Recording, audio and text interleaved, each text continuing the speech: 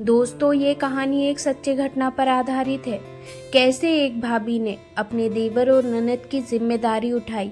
बाबूजी बहुत पहले ही हमें छोड़कर जा चुके थे। जब भाभी माँ इस घर में ब्याह कर आई थी तो माँ भी बहुत बीमार रहती थी।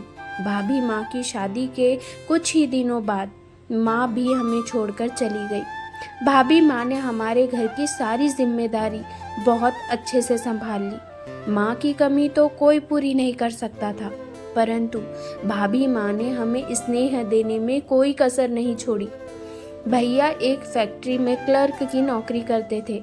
हमारा परिवार बहुत ही साधारण परिवार था। साधारण रहन सहन, साधारण घर।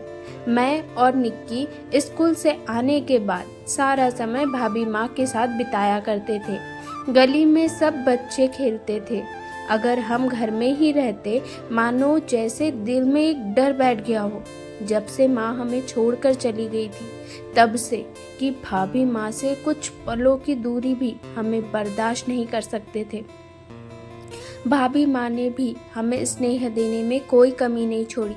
आस पास पड़ोस में भी सब तारीफ करते थे। माँ के जाने के बाद बच्चे अनाथ हो जाते हैं, मगर कांता ने आकर घर को यूं संभाल लिया कि बच्चों को माँ की कमी कभी महसूस ही नहीं हुई। मैं और निक्की अपने कॉलेज की पढ़ाई पूरी कर चुके थे।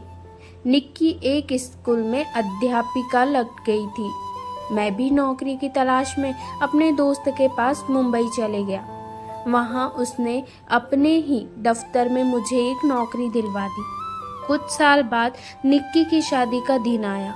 हम सब फिर एक साथ इकट्ठे हो गए। बहुत धूमधाम से निक्की की शादी की गई। मैंने भी अपनी ओर से पूरा योगदान दिया, देना भी चाहिए था। भैया और भाभी की वजह से ही तो मैं इस काबिल हुआ। अब घर में कुछ सन्नाटा सा छा गया हो जैसे। मैं शहर से वापस नौकरी करने आ गया। भैया और भाभी अकेले रह गए। भाभी माँ की कोई औलाद नहीं थी। भैया ने भी इस पर कभी कोई शिकवा नहीं किया था। वो दोनों तो हमें ही अपना सब कुछ मानते थे। कुछ समय बाद भाभी ने मेरा रिश्ता भी तय कर दिया। मुझे घर बुलवाया गया, लड़की से मिलवाया गया। भाभी की पसंद भला मेरी पसंद कैसे नहीं होती। मैंने भी उनकी हाँ में हाँ मिला दी। मेरी शादी हो गई। कुछ दिन घर पर ही रुक गया, भैया भाभी के साथ। फिर मैंने नौकरी पर वापस जाने का विचार बनाया। जब भाभी को पता लगा तो उन्होंने मुझसे कहा, तुम्हारी बहू भी तुम्हारे साथ ही जाएगी। मैंने भाभी से कहा, ये कैसे हो सकता है? आप और भैया अकेले हो। मैं कभी कभी यहाँ आ जाया करूँगा और अपनी पत्नी से मिल लिया करूँगा।